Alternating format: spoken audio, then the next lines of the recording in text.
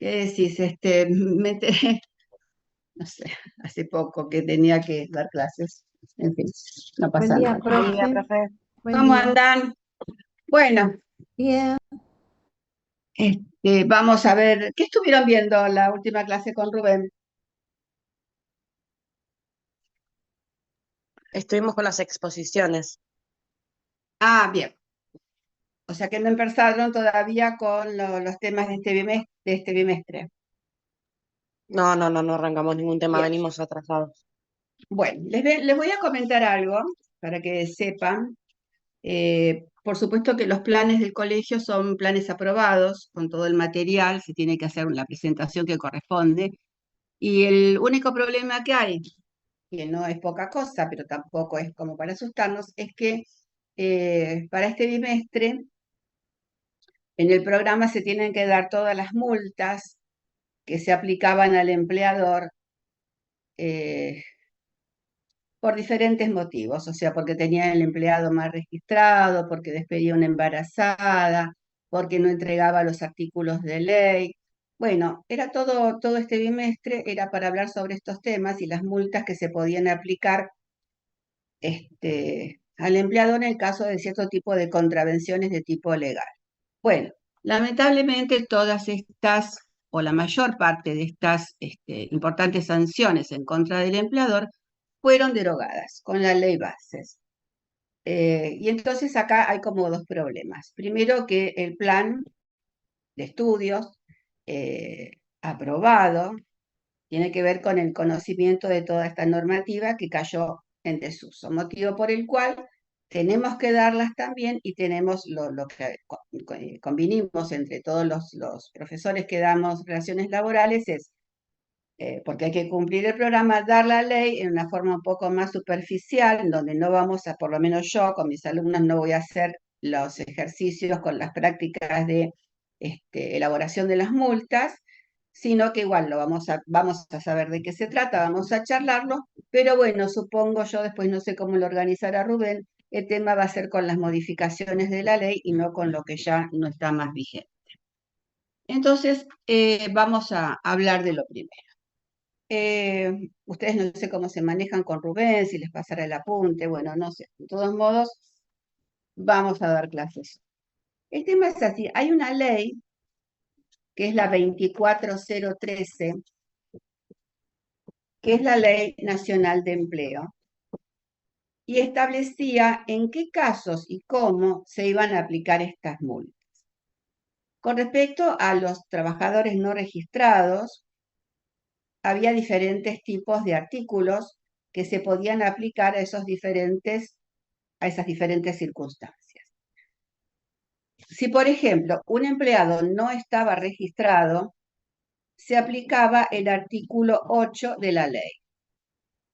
Bien, ¿qué decía este artículo? Bueno, también la ley, vamos a hablar primero, tiene un artículo que es el 11, que establecía cómo es el sistema para reclamar o denunciar al empleador en el caso de que yo estuviera trabajando y no estuviera registrada. En términos generales, cuando hay un empleado que no está registrado, es una situación complicada para el empleado. Primero porque necesita el trabajo, segundo porque soporta un montón de cosas que no le gustan a cambio de no perder el trabajo, y esto no es lineal. No quiere decir que porque yo esté en negro y soporte estoicamente un montón de injusticias, como que me pague de menos, donde no donde no será contratado un RT por si tengo algún accidente de trabajo, donde no me hace aportes previsionales, donde no se paga la obra social, no se hace el depósito a la ley 19032, que todos ven ahí en los recibos de sueldo los que trabajan, que va a un fondo de redistribución, y no se paga el sindicato.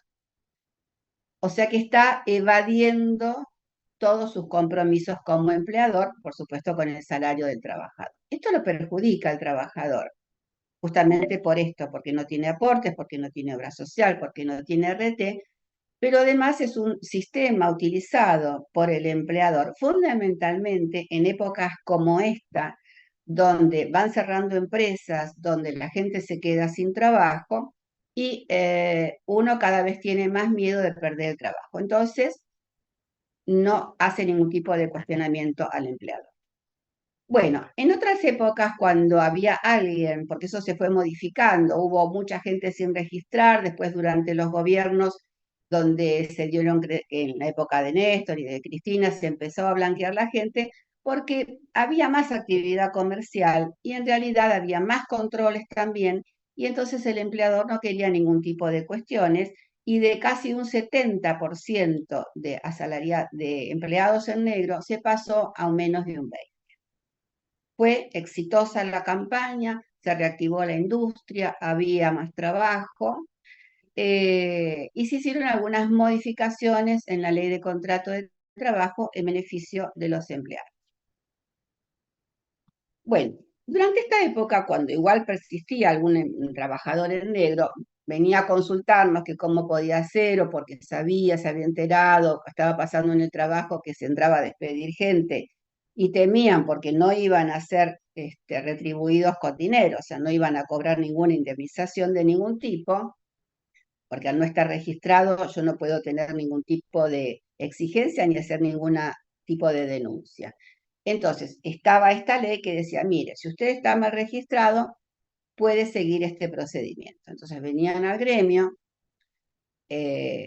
nosotros le explicábamos al trabajador, mira, la denuncia se puede hacer. ¿Cómo termina esto? En la desvinculación del trabajador, porque el procedimiento indicado en la ley decía, bueno, si usted no está registrado, tiene que mandar una denuncia a la AFIP, que era un telegrama obrero laboral, estaba todo el texto, donde nosotros denunciábamos a la AFIP, mire, mi nombre es tal y cual, mi número de documento, yo trabajo para tal empresa, cita en tal lugar, con tal número de quit, daba todos los datos del empleador y manifestaba a la AFIP que yo trabajaba ahí desde tal fecha, que mi carga horaria era de lunes a viernes de tal hora a tal hora, los sábados de tal hora a tal hora, cuál era mi trabajo, cuál era la categoría que tenía en la farmacia. Estamos hablando específicamente en la farmacia, pero esto es una ley nacional. Ustedes ya deben saber que es la ley de contrato de trabajo, así que es una ley nacional que sirve, se aplica a todos los trabajadores de la República Argentina. Esto es otra ley, pero digamos es también de corte nacional y se aplica a todos los trabajadores de la República Argentina. Bueno, entonces el procedimiento es este. Denuncio a la AFIP, pero dice también la ley, usted tiene que mandar en el mismo momento un telegrama al empleador diciéndole que usted lo denunció a la AFIP y cuál es su solicitud, su pedido. Bueno, entonces el trabajador venía, no, pero yo no quiero mandar a mi empleador porque se va a enterar que yo lo denuncié a la AFIP. Justamente el procedimiento indica eso. Denuncio a la AFIP las irregularidades y le digo a mi empleador que lo denuncie. Nosotros le explicamos, mira, tenés que esperar por lo menos una semana, tenés que ir a trabajar, porque después, en función de lo que conteste el empleador, nosotros te tenemos que desvincular. O sea, te quedas sin trabajo. Bien. Entonces, mandábamos al empleador donde comunicábamos que habíamos denunciado a la FIP todas las irregularidades que pasaban con el trabajador y que estábamos intimándolo a que en el plazo de 2 días nos conteste si en los próximos 30 iba a registrarme como empleado. Entonces le poníamos, yo trabajo con ustedes de tal fecha, vamos a suponer que hace 5 años, 6 años. 6 años. Si vamos a hacer las cuentas para que ustedes entiendan de qué se trata. Y entonces le ponemos, yo trabajo con ustedes desde tal fecha, me desempeño en la categoría de empleado de farmacia, mi horario laboral es tal y cual, percibo en bolsillo, porque en mano, porque no hay recibos de sueldo, enumero todas las formas, de todas las características de mi trabajo y hago la intimación, el apercibimiento, que sabemos que es indispensable. El otro se tiene que enterar que estoy enojada, me siento agraviada y que si él no hace lo que yo le pido, me voy a considerar despedida por su exclusiva culpa. El procedimiento era ese. Entonces, y hago las intimaciones, caso contrario, ahí le pongo, me consideraré despedida por su exclusiva culpa. Le digo, si usted no hace lo que yo le pido porque estoy trabajando en negro, me voy a considerar despedida. ¿Qué pasaba? ¿Ustedes qué opinan? ¿Qué contestaba el empleador? Con la intimación. Causa, profe, o sea, niega que está trabajando o niega que está trabajando de esa forma. Perfecto, lo niega. ¿Pero por qué lo niega? ¿Qué es lo que le importa con esa negativa? ¿Le No importa al pagar las multas. trabajador? No, no pagar las multas o que no se le... Justamente, el no se le- problema es que no lo reconoce, no porque le importa al trabajador. El problema es que si se reconoce como evasor fiscal, iba a tener a la FIP atrás cobrándole unas multas que eran muy abultadas por evadir fiscalmente. Entonces, ¿qué va a ser asesorado por su abogado patronal? Le va a decir, no es cierto que usted trabaja con nosotros desde hace 6 años, por supuesto que no lo van a dejar entrar al trabajador cuando reciban el telegrama, ¿no? Para esto después hacemos otra cosa. Pero le va a poner, no, no es cierto que usted trabaja acá, usted no está registrado, no tiene ningún tipo de vínculo con la empresa. Y le va a poner, no insista con estas manipulaciones, no quiera usted enriquecerse ilícitamente. Caso contrario, nos veremos en la obligación de iniciar alguna acción contra usted. Punto. El trabajador recibe este telegrama y entonces hacemos efectivo el apercibimiento, justamente porque no se cumplieron con las intimaciones, hacemos efectivo dicho apercibimiento, considerándome, el telegrama lo escribe el empleado o la empleada, considerándome despedida por su exclusiva culpa. En ese telegrama ahí le pongo liquidación final, rubros indemnizatorios, en los plazos de ley. Intimo pago, liquidación final, rubros indemnizatorios en los plazos de ley. ¿Me iba a pagar? No, porque no me está reconociendo mi relación laboral. ¿Cómo termina esto? Pidiendo una audiencia en el Ministerio de Trabajo, donde yo tengo que, con el sueldo actualizado, hacer toda la cuenta, como si hubiera sido un despido común sin preaviso. Entonces, hago la liquidación final con el sueldo actual que está en la grilla, según la categoría que tiene el trabajador. Liquidación final, pongo los rubros indemnizatorios como si hubiera sido un despido, porque esto es un despido indirecto, pero tengo que tenerlo en cuenta como si lo hubiera despedido el empleador. Y ahí aplico en esa liquidación el artículo 8 de la ley 24013. ¿Qué dice la ley 24013? Mire, si usted tiene un trabajador que no está registrado y hace todo el procedimiento indicado en esta ley, usted tiene que agregar a la cuenta la multa del artículo 8, que se aplica cuando no estuvo registrada la relación.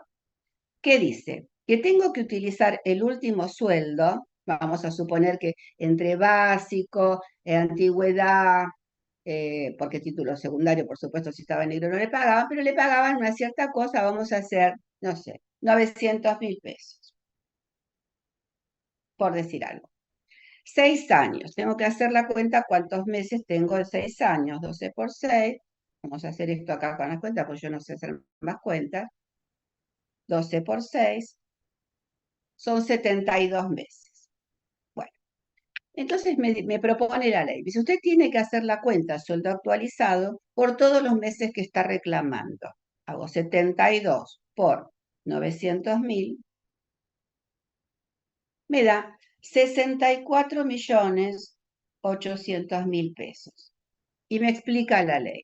No, pero usted no puede cobrar esa multa así haciendo esa cuenta, porque no se olvide usted que el empleado estuvo trabajando y cobrando.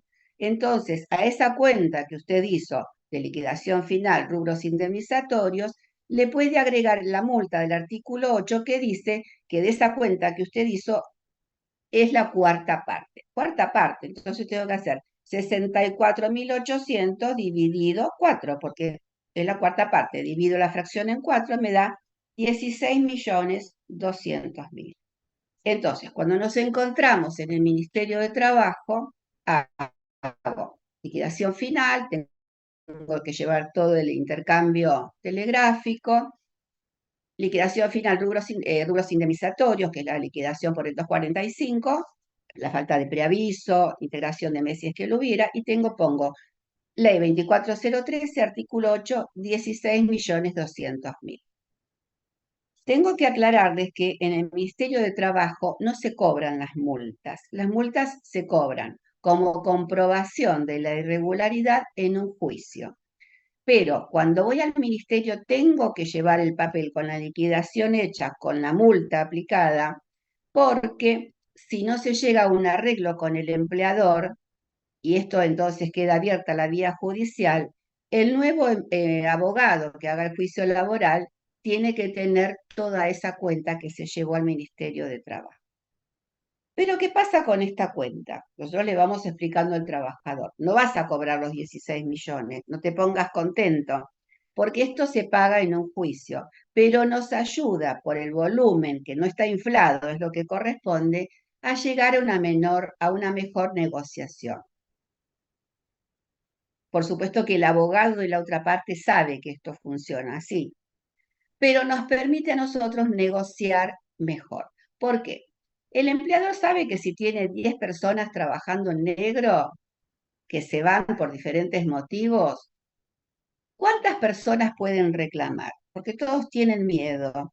Y además yo tampoco puedo reclamar como ex empleada, habiendo trabajado en negro, después que no me dejaron entrar, por ejemplo, porque yo decidí irme, porque la ley es precisa, dice, usted puede reclamar mientras dura la relación de trabajo. Tengo que estar ahí.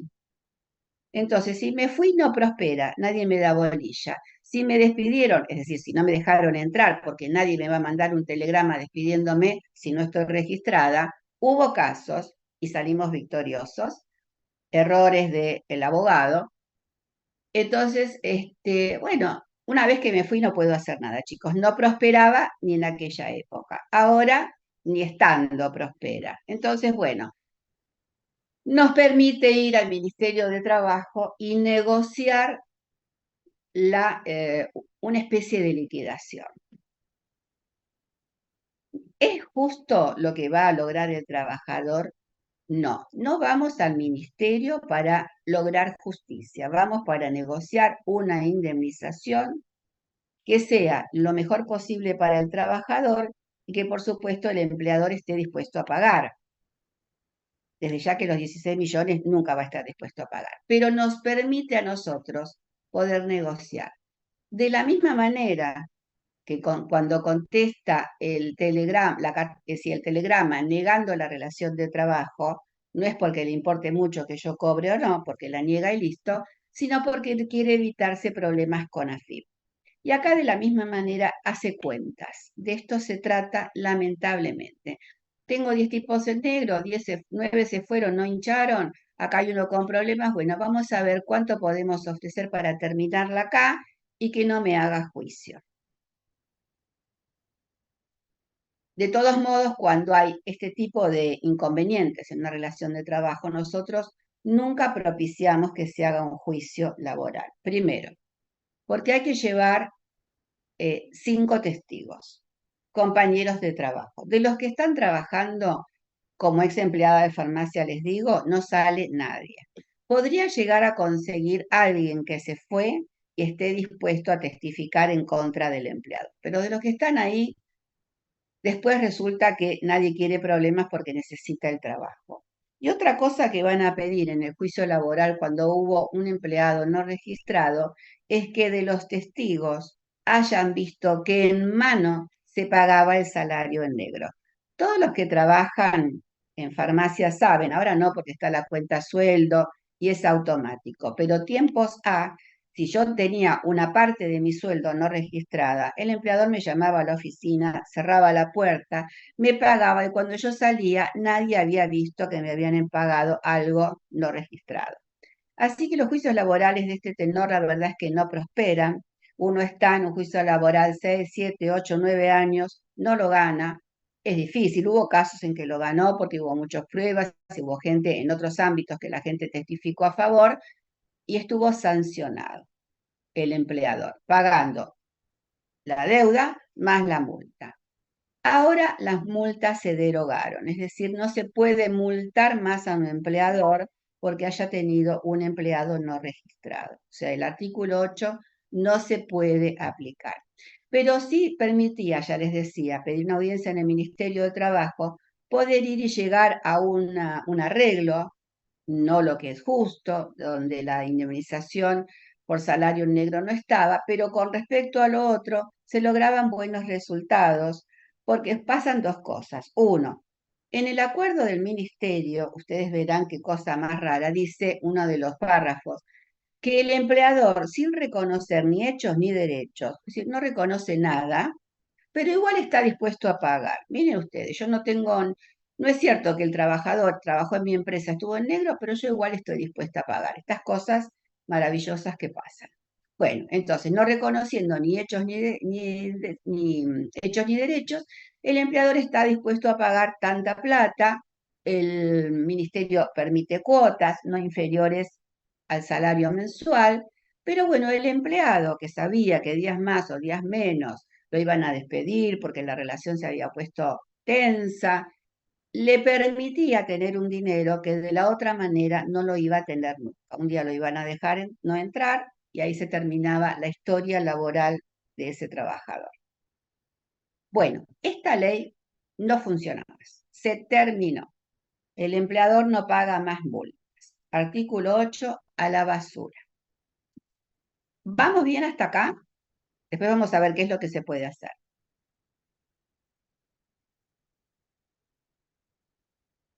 ¿Vamos bien? Nadie contesta. Bueno, supongo que andarán bien. A mí me cuesta seguirla, profesora. No graba usted la clase y la verdad que no la puedo seguir mucho. Yo no grabo la clase porque la verdad es que no lo permite la escuela. Si ustedes quieren grabarla, yo no me meto, pero yo no puedo grabarla. Eso es a raíz de un problema que hubo, Sí. no sé, hace un par de años y se decidieron que no se pueden grabar más las clases. Yo no tengo inconveniente. De De todos modos, acuerdo. no sé Gracias. cómo tomará el examen Rubén. La misma ley tiene otro artículo, que es el artículo 9, que se aplicaba específicamente a los trabajadores que tenían por recibo de sueldo una fecha de ingreso, o sea, de alta en el establecimiento, que no coincidía con la realidad. Vamos a suponer esta persona que trabaja 6 años. Bueno, estuvo los primeros 4 años sin registrarse. Entonces, en el recibo de sueldo aparece que me dan de alta o que yo ingreso a trabajar en esa farmacia los últimos 2 años. Bueno, tengo 2 años, veo que la situación está complicada en la farmacia y entonces me animo a reclamar para que me reconozcan el periodo que no estuve registrada, que fueron los primeros 4 años. El procedimiento es exactamente igual porque es la misma ley, la 24013, la Ley Nacional de Empleo, que me dice, mire, si usted, en artículo 9, si usted tiene una fecha de ingreso que no corresponde con la real, con la que está en el recibo de sueldo, usted puede reclamar. Procedimiento el mismo. Mandaba telegrama obrero laboral a la AFIP denunciando que trabajo para esta empresa que durante los primeros 4 años no estuve registrada. Es un texto largo, era como de una carilla donde yo le ponía todo. La fecha real que entré, mi remuneración, mi categoría. Y el reclamo es por los primeros 4 años. Va a la AFIP.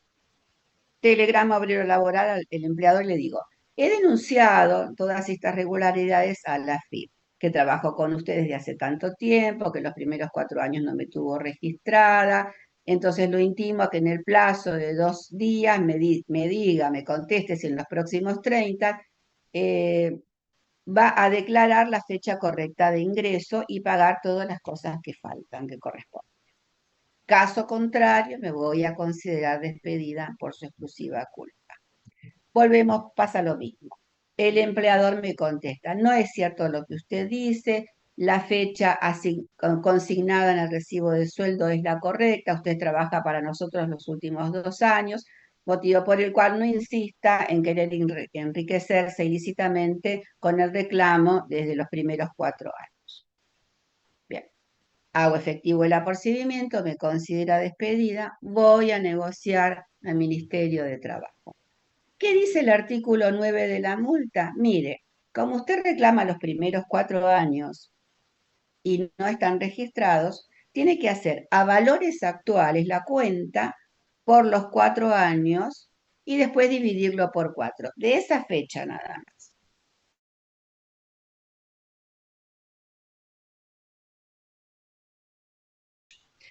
Entonces hago 900.000 por los 48 meses de ese periodo que no estuvo registrado, me da 43.200.000 y puedo aplicarle la multa equivalente a una cuarta parte. Divido 43.200.000 dividido 4, la cuarta parte me da 10.800.000 pesos. Hago toda la cuenta, como es un despido indirecto, como si me hubieran despedido, a la trabajadora, liquidación final, rubros indemnizatorios desde la fecha que yo estoy reclamando, pongo ley 24013, multa, artículo 9, 10.800.000.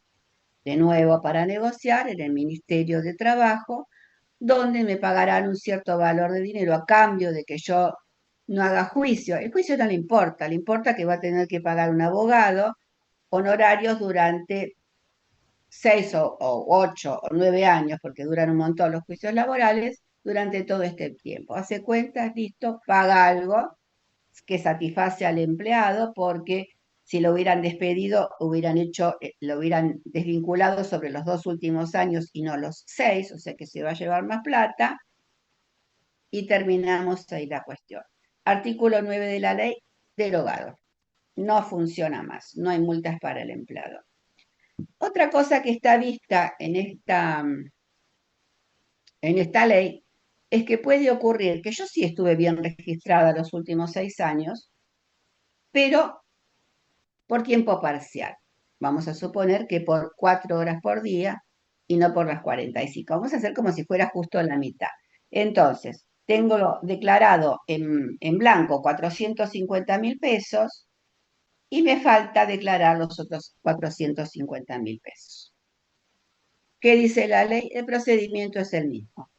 Denuncia a la AFIP, notificación al empleador, apercibimiento de que si no reconoce que estoy mal registrada o que estoy registrada por un tiempo parcial y que en realidad trabajo tiempo completo, bueno, me aplica, si no me paga todo en blanco, me voy a considerar despedida ante la negativa del empleador que dice, no, usted está correctamente registrado, usted trabaja a tiempo parcial, cese en estas intimaciones, bla, bla, bla, todas las cosas que ponen. Bueno, resultado, desvinculamos a la trabajadora, hacemos un despido indirecto y vamos de nuevo al Ministerio de Trabajo. Liquidación final, rubros indemnizatorios, artículo 10 de la ley 24013, entonces tengo que hacer 450.000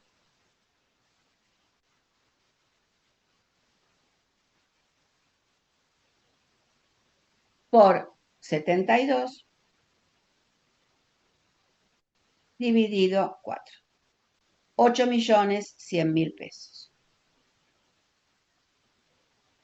Esa era la multa por ese periodo a valores actuales, multiplicado mes por los 6 años que reclamo.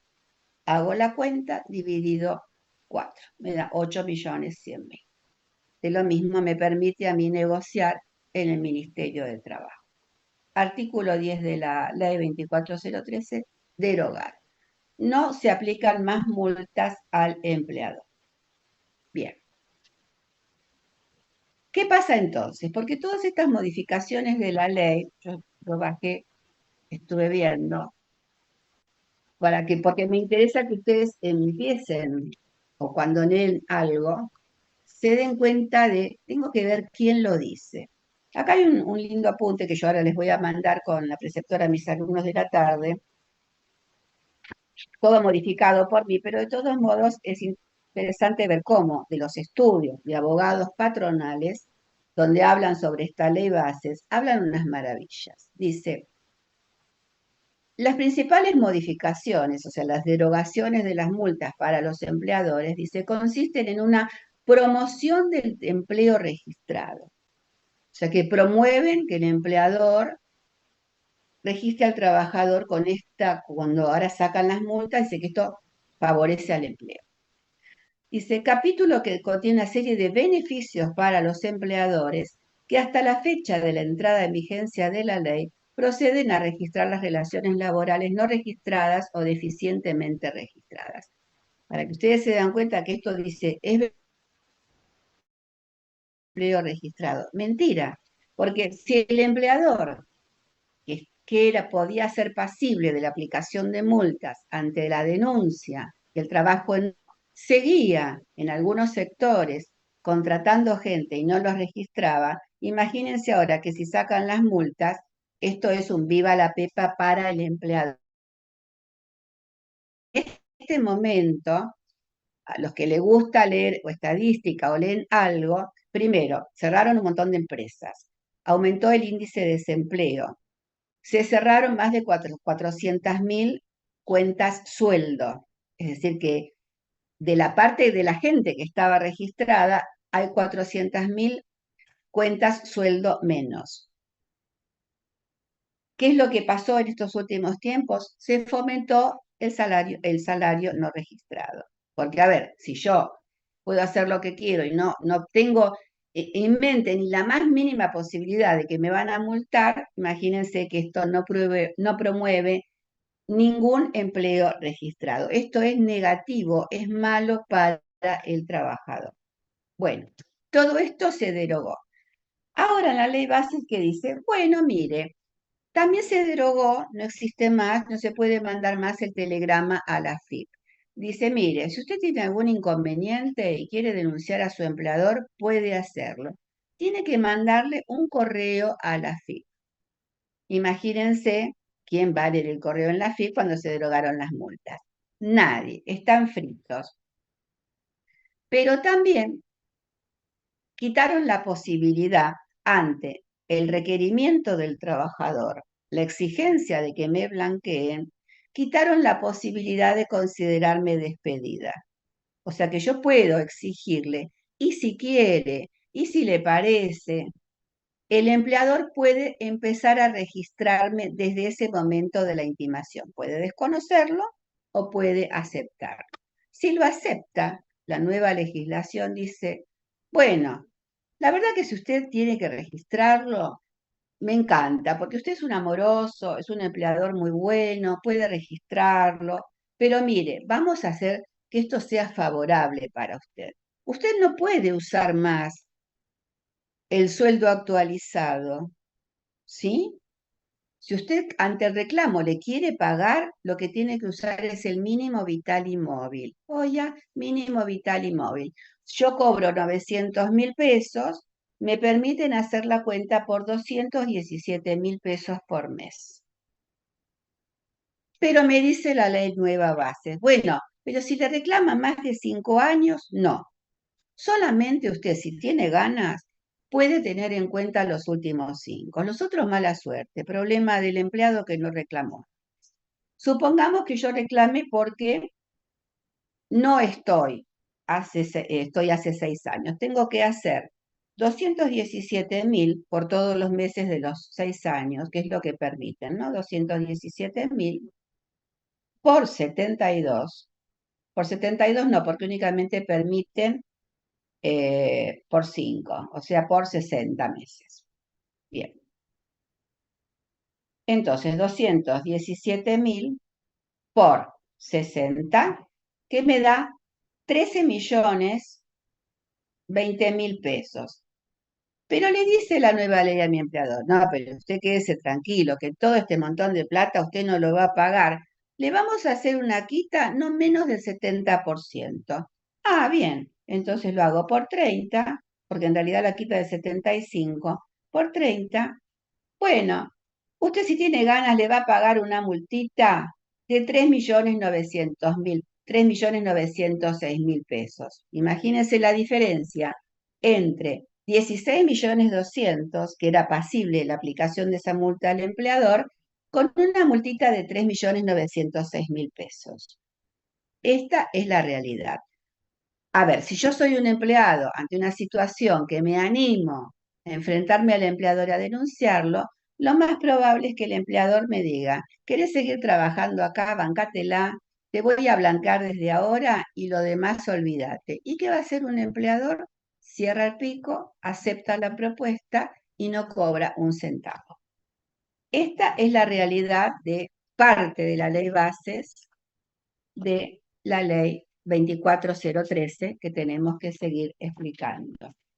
Entonces, no van más las multas, no va más el telegrama a la FIP, no van más los reclamos, no más la intimación bajo apercibimiento de incumplimiento y considera que ante el incumplimiento me voy a considerar despedida por su exclusiva culpa porque existe esta mal llamada propuesta de ley del blanqueo, donde de ahí en más me van a blanquear y me van a pagar una multa que calculen que no se va a pagar, porque ante la necesidad del trabajo, el empleador va a aceptar gentilmente que el empleador le dé el alta para poder tener obra social, para poder tener aportes previsionales, para poder formar parte del sistema y para poder proteger a la familia. ¿Vamos bien hasta acá?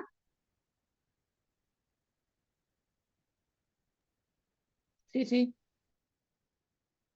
Bien. Sí, profe.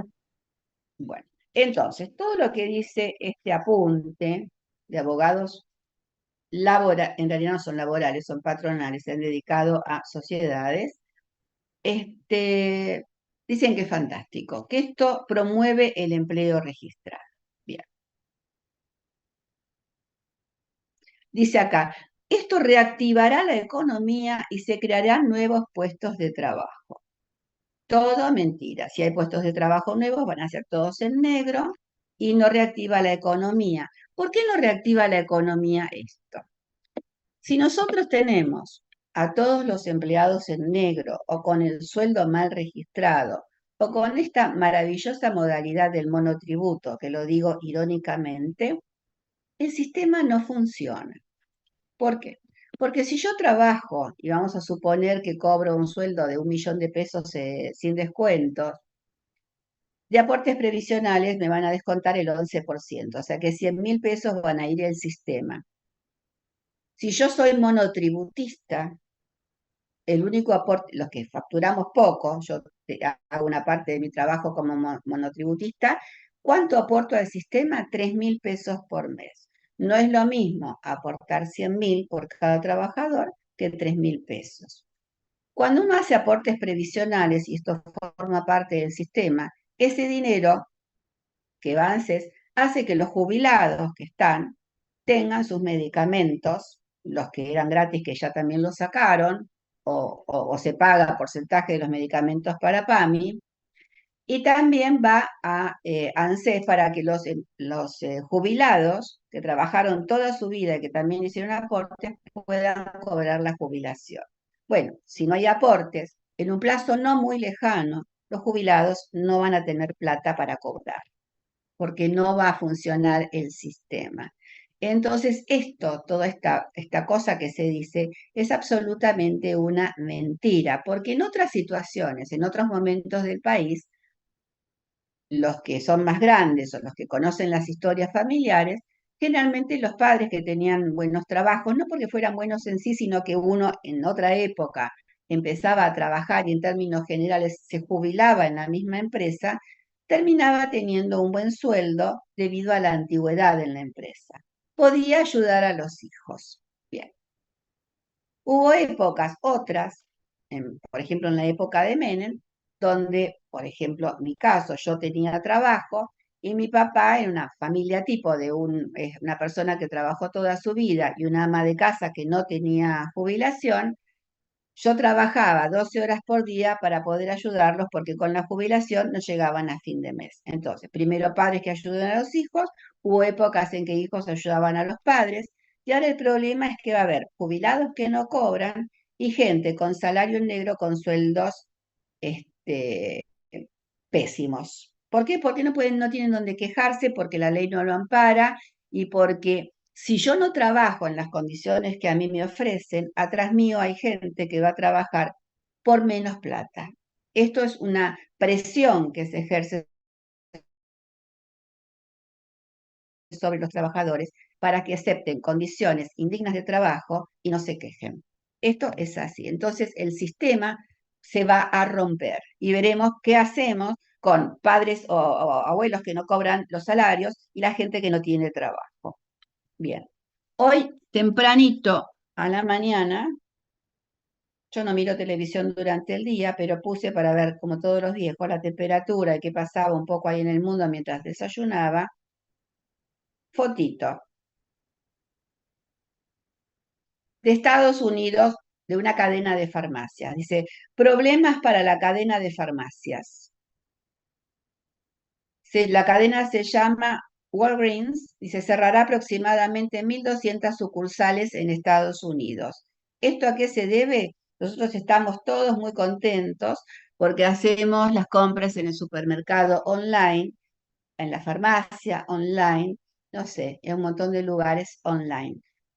Hay un montón de locales que venden ropa que están cerrando, quedan por ahí uno principal y los otros se cerraron y no hay más empleados porque la compra se hace online.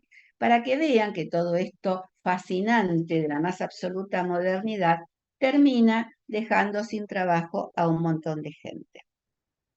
Es para pensar. Volvamos a nuestra ley 24013. Entonces, esta ley no es más operativa. Esto es un problema para los trabajadores porque los empleadores van a poder hacer lo que quieran.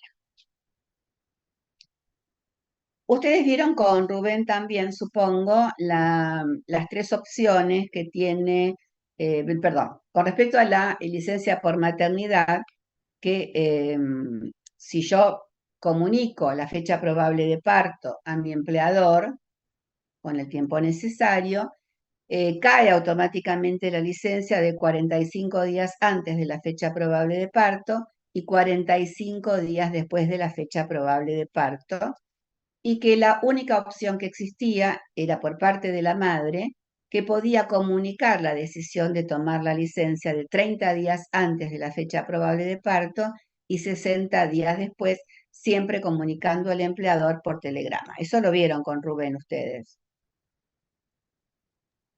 Sí, profe. Bien.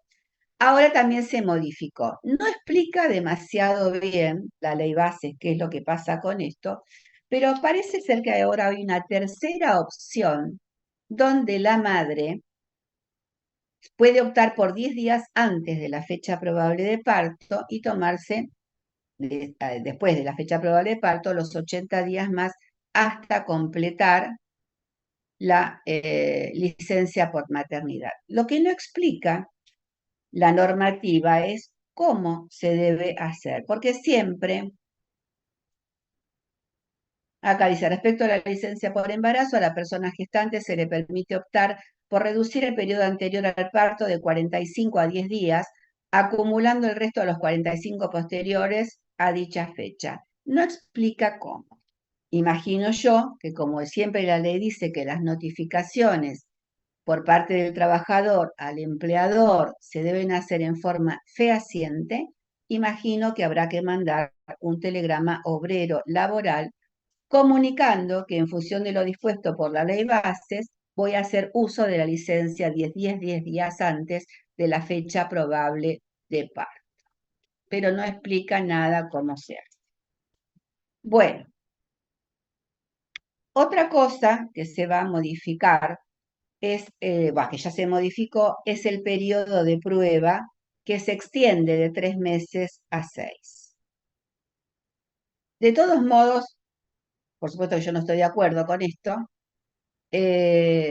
porque todos los que trabajan en farmacia, pongo el caso típico porque es el curso para empleados, para el curso de auxiliar de farmacia.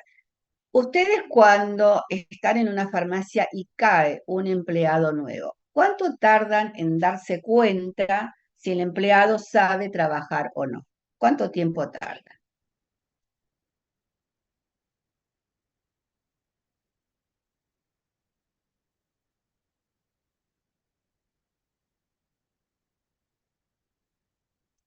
Los que trabajan en farmacia, chicos, más allá que por lo que veo se fueron a mirar televisión o a tomar un café, los que quedan, ¿cuánto Los- tiempo tarda un empleado? Nosotros que trabajamos en una farmacia, ahí cae un empleado nuevo. ¿Cuánto tiempo nos tardamos en darnos cuenta de que entiende o que no sabe nada?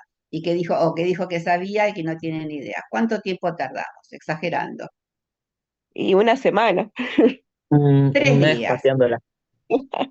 3 días. A ver, el primer día uno está como bola sin manija adentro del local, no entiende nada, pero bueno, supongamos que uno venga, a mí me ha pasado de pasar de una farmacia a otra con otro sistema de facturación.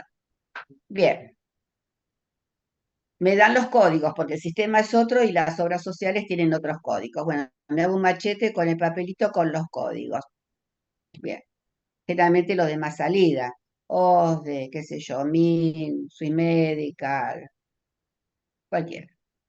Anoto los códigos de más salida, anoto algunos, bueno, o sea que el primer día el, el número de código, y después tendré que ver qué modalidad tiene la farmacia, cómo acomodó los laboratorios. Cada farmacia tiene su maña, qué sé yo.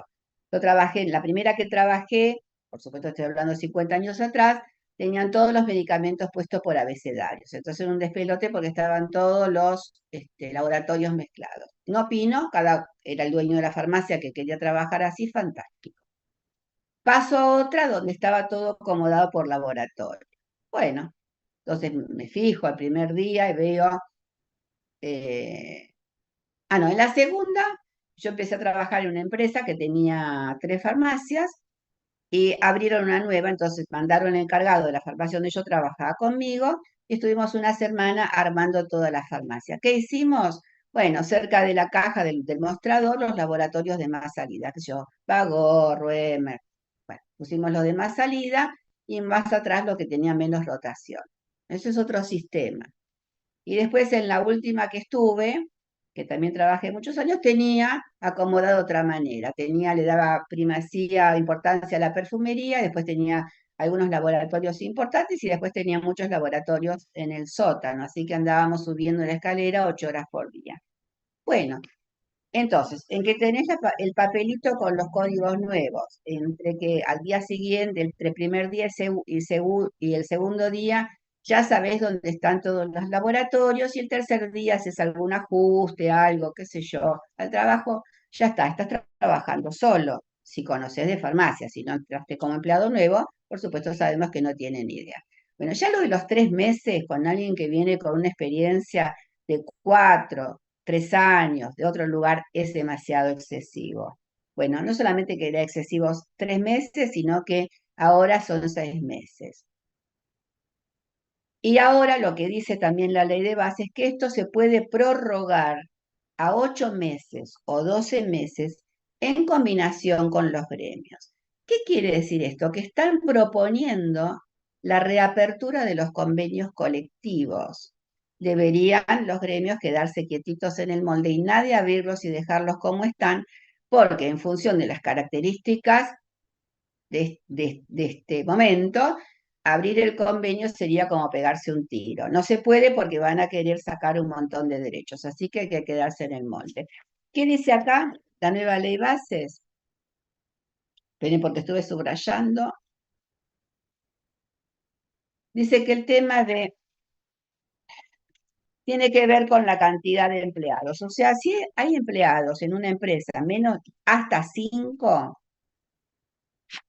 dice que se va a poder extender en combinación con los gremios el periodo de prueba a 1 año. Y si tiene más de 5 y menos de 100, se va a poder extender a 8 meses. ¿Esto es bueno para el trabajador? ¿Qué opinan ustedes? No, profe, nosotros en la farmacia donde estamos trabajando ya están tomando chicas con supuestamente 8 meses de prueba. Y la verdad que es muy largo, porque no la dejan hacer horas extras, hay un montón de cosas que no las dejan hacer por estar en periodo de prueba.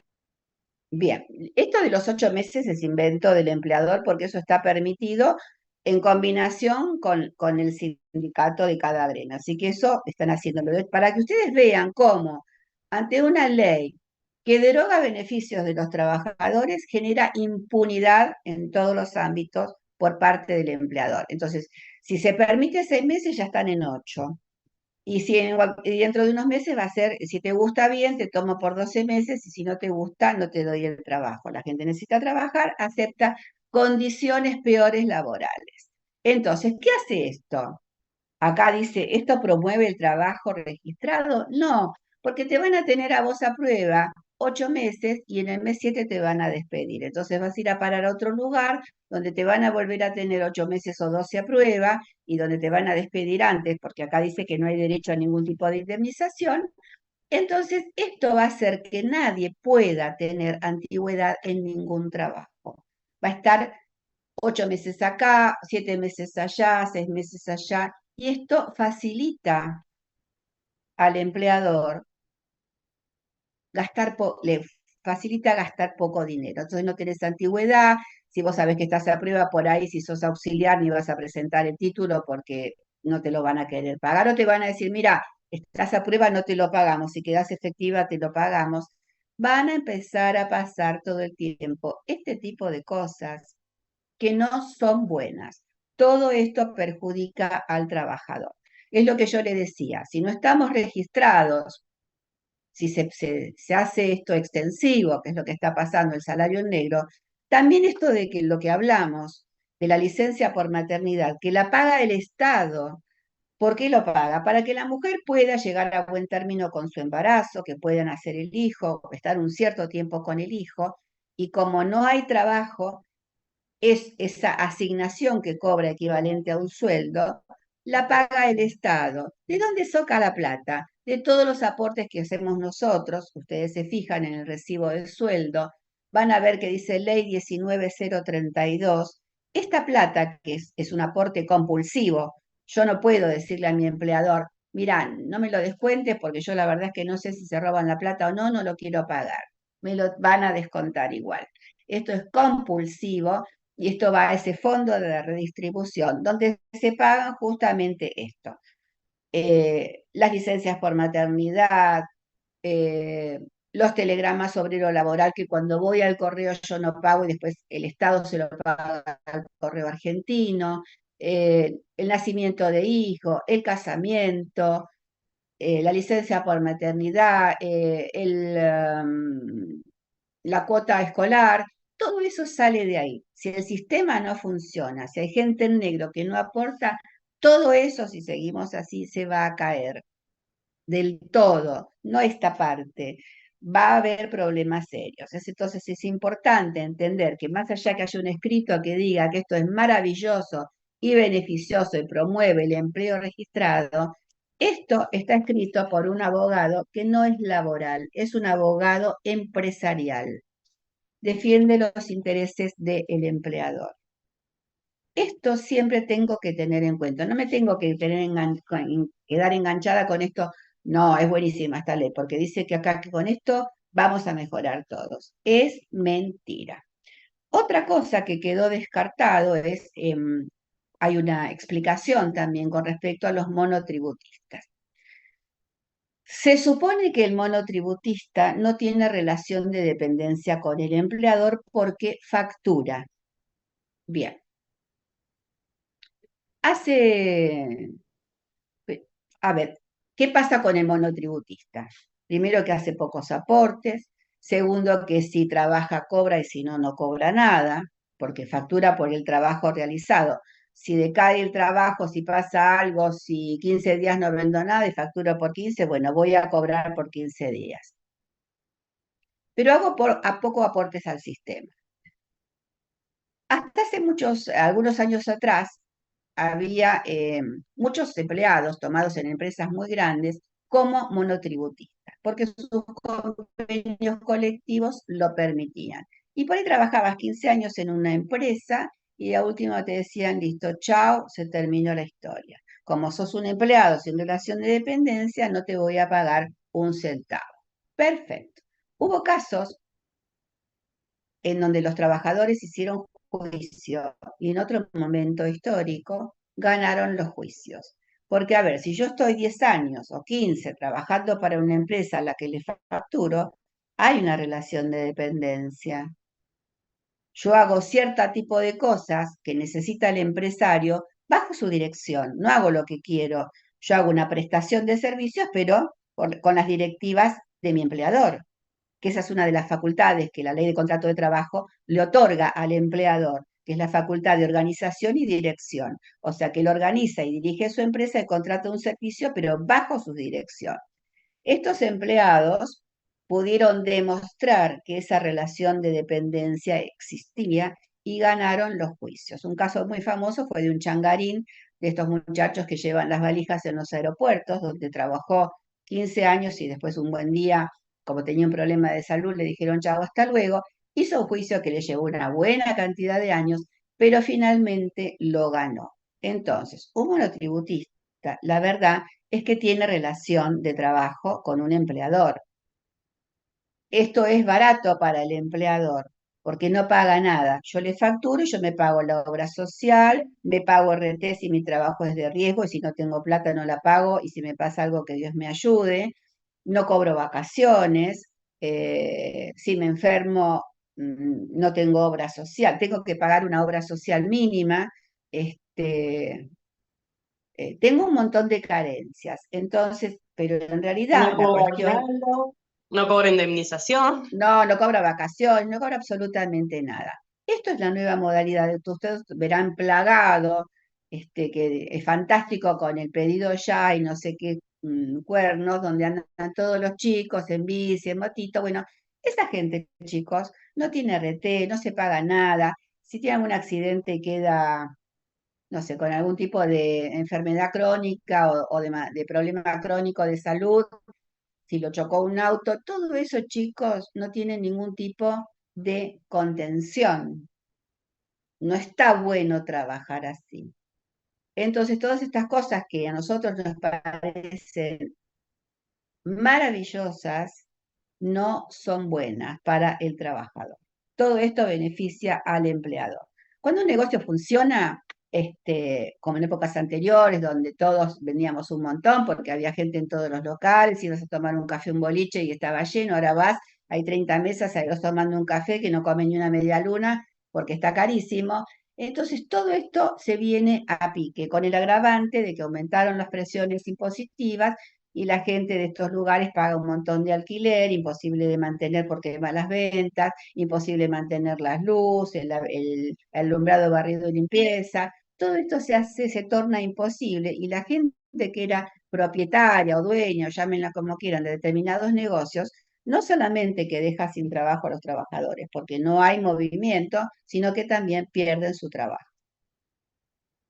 Estamos complicados. Bien. No es bueno nada de lo que está pasando. Después acá también habla la ley, esta bendita ley. Lo que estábamos hablando del monotributo. Bueno, acá lo que dice la ley es, cualquier persona que sea monotributista, olvídelo, no tiene ninguna relación de trabajo con el empleador. Así que si alguien quiere hacer algún tipo de demanda laboral, si se le ocurre, si prescinden de sus servicios después de 10 o 15 años, está frito, pierde el tiempo. No hay relación de trabajo, lo dice la nueva ley base. Bien, Profe, con los tercerizados, ¿cómo quedó eso? Por ejemplo, cuando toman tercerizados a la gente de limpieza o de seguridad. en realidad siempre había una especie de, no está bien definido todavía, por ahora siguen siendo tercerizados, es decir, con la empresa a la que van a trabajar no hay ningún tipo de relación, pero pasa algo mucho más grave con esto de la tercerización. Este, es extensa la ley, todavía eso lo leí muy superficialmente, pero lo que pude entender es esto, que si yo estoy tercerizado, antes mi único empleador me podía dar de alta, o sea que si yo voy a trabajar en una farmacia, mi empleador me tiene que dar el alta. Bueno, eso ya ahora no es más obligación. Yo me puede dar alta cualquier persona, me puede dar el alta mi vecino, a pedido de mi empleador. Mientras que me dé el alta a alguien, bueno, me da mi vecino, mi empleador. Y entonces yo los reclamos, si bien yo trabajo para una empresa tercerizada, pero me da el alta otra empresa que no se sabe ni quién es, cualquiera, me da por alta por internet, yo tengo relación entonces, puedo exigirle a mi vecino que me dio el alta, pero no a la empresa tercerizada. Terrorífico. Igual las empresas tercerizadas siempre rapiñan con el tema de los pagos y pagan de menos y tienen sus historias, pero va a ser muy difícil detectar de ahora en más quién es mi empleador, porque está permitido que lo haga cualquier persona, física o jurídica, dice la ley. Exótico, porque a mí si me da de alta una persona totalmente insolvente, bueno, yo tengo relación de dependencia con esa persona. Eso no está bien explicado en la ley, pero habla de eso, de que cualquier persona me puede dar el alta. Espantoso. Para que ustedes vean que no hay ningún tipo de responsabilidad o de cosa que se pueda hacer contra un empleador con esta ley bases. Y lo que se está viendo, que tampoco explica acá, porque quieren derogar la indemnización por antigüedad, que es el 245. ¿Qué decía el 245? Que si me despiden, me van a tener que pagar un sueldo por año trabajado sin causa, ¿no? Un sueldo por año trabajado, fracción mayor de 3 meses. Esto hasta ahora sigue vigente, pero dicen acá, dice, se prevé el establecimiento de un fondo de cese laboral por convenio colectivo, como el que tiene la UOCRA. Dice, cuyo coste se impone a cargo del empleador dentro de los parámetros que el Poder Ejecutivo reglamente. No dice nada. Con lo de la UOCRA es más o menos así. El empleador hace por cada trabajador un aporte mensual. No sé de cuánto, pero hace un aporte mensual que va a parar a una cierta caja de un banco. Por supuesto que la UOCRA, me imagino, hará negocios con todo ese caudal de dinero del aporte que hace, porque eso va a generar intereses.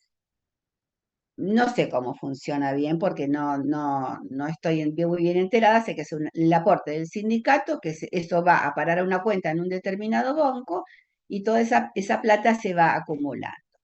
Entonces, bueno, yo me quedo sin trabajo, me despiden y voy a cobrar un porcentaje del sueldo de esa cuenta, que tendrá que ver lo que yo pueda sacar con la antigüedad en la empresa. Es decir, que si yo, ahora casi todo como disminuyó en un 40%, más de un 40% el trabajo de los obreros de la construcción, casi toda la gente está viviendo de ese fondo de cese laboral, que no sé de cuánto es. Después me voy a meter en lo de la web a UOCRA, a ver si tengo algún tipo de información, a ver de cuánto es ese retiro que se puede hacer. No sé de cuánto.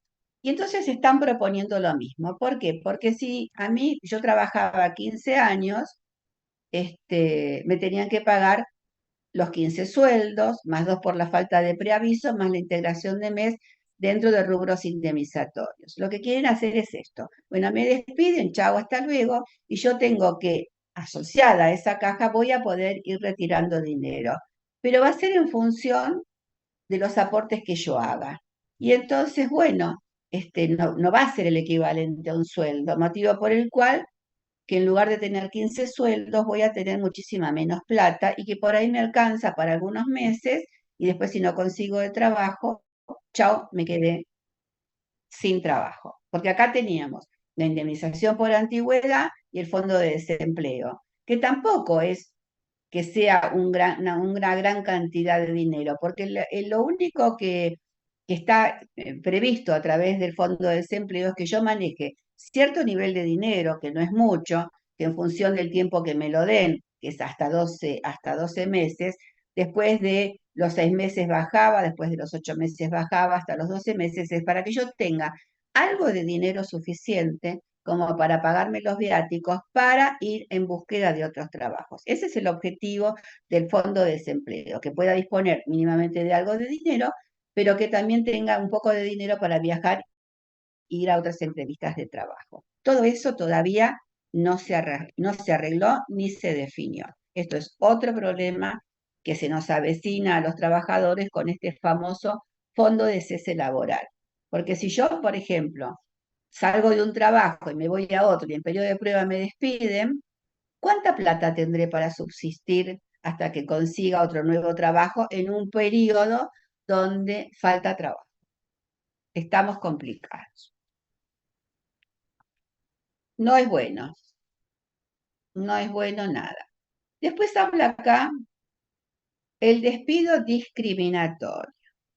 Bueno, es un tema también difícil de comprobar que alguien fuera despedido por algún tipo de discriminación, pero es lo que yo les decía. A veces cuando uno podía,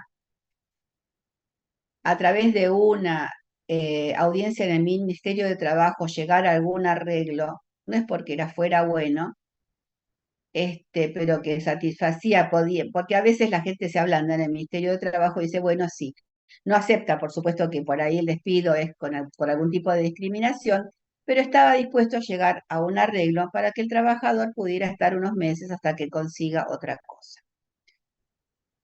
Aparentemente esto ya no va más. Si alguien está discriminado, y había en el caso de un despido por algún tipo de discriminación, había una indemnización agravada. Pero acá dice, en la última ley, no explica nada cómo va a ser el procedimiento, qué es lo que va a pasar. Acá dice que si alguien fue despedido en forma discriminatoria, tendrá que a través de un juicio ver al de conseguir algún tipo de indemnización agravada. O sea, que me despiden y tengo que iniciar un juicio para ver si logro que después de muchos años y se compruebe, me paguen algún tipo de indemnización agravada. La indemnización agravada siempre eran 13 sueldos.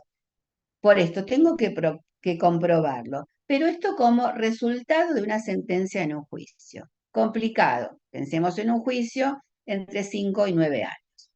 Pero si con motivos de esa discriminación, por supuesto, era desvinculada antes, a veces con presión por parte de los sindicatos, se podía hacer que mientras se defina la cuestión de la indemnización agravada, se tome de nuevo al trabajador. O sea que por ahí, en lugar de pagar una indemnización agravada, se lo retome. Que si pasaba eso y lo retomaban era porque evidentemente el empleador reconocía desde algún lugar posible, no por supuesto verbalmente, que había sido un hecho discriminatorio.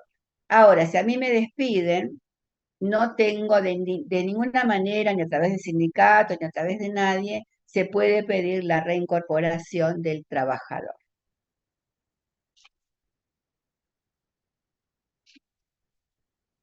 A ver qué otra cosa hay.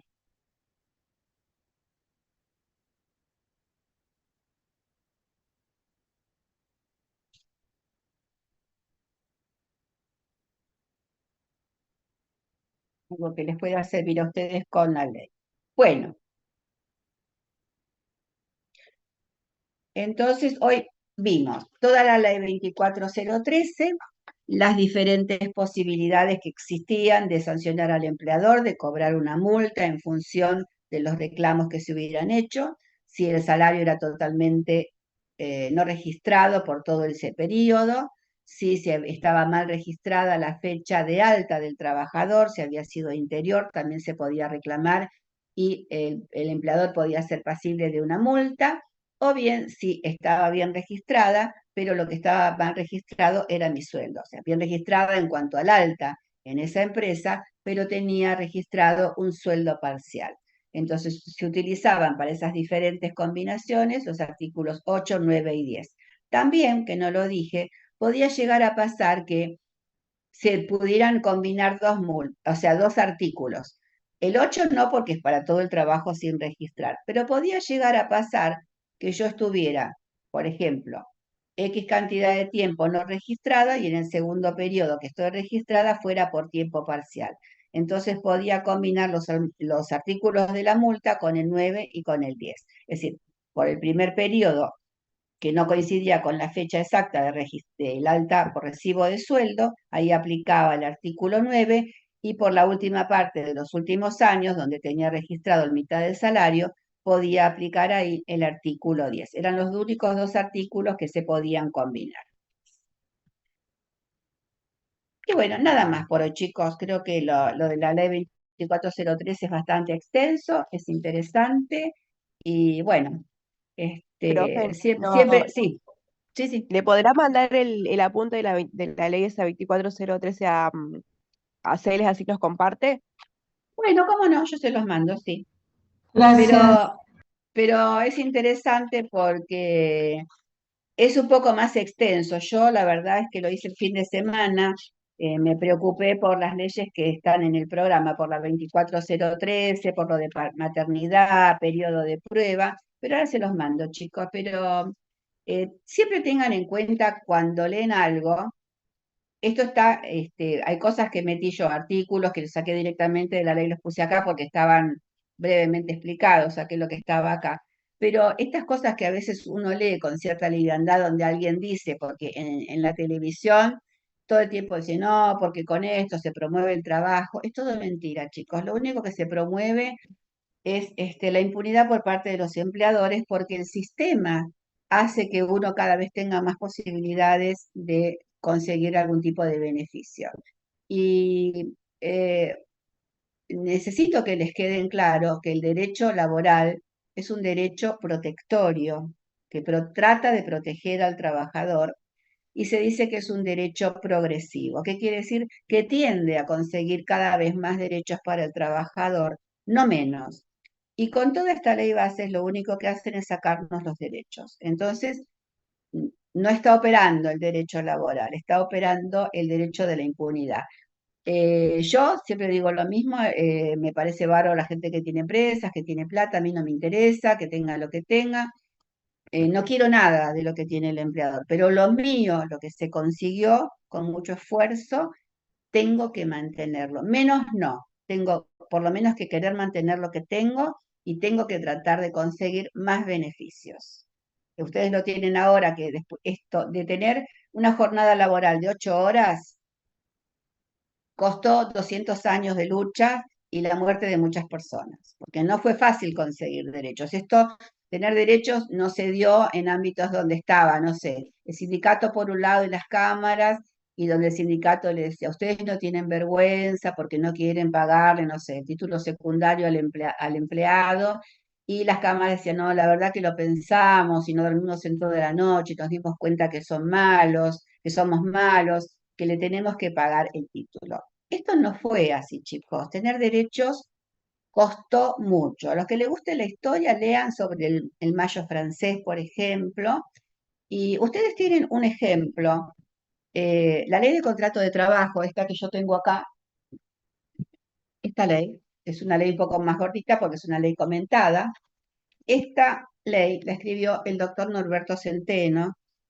Norberto Centeno fue un abogado laboralista que vino de una provincia del interior, era correntino. Esto es anecdótico, simplemente estoy contando. Después estudió abogacía en la provincia de Santa Fe y después terminó viviendo en La Plata. Era un tipo increíble, lo pongo como ejemplo, pero no, esto no tiene que ver, podría haber estado en otro lugar. Era un fervoroso defensor del peronismo y era un excelente abogado laboralista. Con otro grupo de abogados, de 6 abogados en La Plata, se metían por todos lados, iban a las marchas, estaban siempre apoyando a los trabajadores en las huelgas, en las marchas en la calle. Estuvo un montón de tiempo preso justamente por su militancia por los derechos de los trabajadores. Gran parte de esta ley la escribió preso, y gracias al gobierno de Perón en el 1974, esta ley cobró vigencia y se publicó. O sea que tenemos estos derechos desde 1974. Todo esto, escribir esta ley y militar por los derechos de los trabajadores, le costó la vida a Centeno. A Centeno lo mataron durante la época del proceso, a él y a sus amigos, otros 6 abogados, o sea, mataron a los 7 abogados laboralistas, y esa noche se llamó la noche de las corbatas. ¿Por qué? Porque en ese momento estaban todos vestidos de traje y con corbata, los abogados de aquella época. Ahora siguen siendo, se visten así igual, pero hay muchos, muchos más informales. Así que ustedes entiendan que tener derechos que se puedan plasmar en una ley, que puedan, con un montón de gente en contra, poder tener una ley que durante gobiernos posteriores se le fueron sacando un montón de artículos justamente que otorgaban más beneficios a los trabajadores, los derechos hay que tratar de mantenerlos. Si uno puede conseguir más, por supuesto que es mejor, pero no podemos perder los derechos que tenemos porque volvemos otra vez, como dices tú, Sener, que tendríamos que volver a trabajar 12 horas por día por un sueldo de 4. Así que chicos, bueno, ahora les voy a mandar el apuntecito que hice este, con Celeste y listo. Espero que les sirvan y bueno, no sé, creo que la próxima ya están con Rubén. Un beso grande, chicos, suerte. Que tengan un buen día. Gracias. Gracias, Chao, Gracias, hasta profe. luego. Chao. Ahora, Celeste, te mando el apunte, se los mandas a los chicos de Rubén y a los míos. Besito grande, nos vemos a la tarde.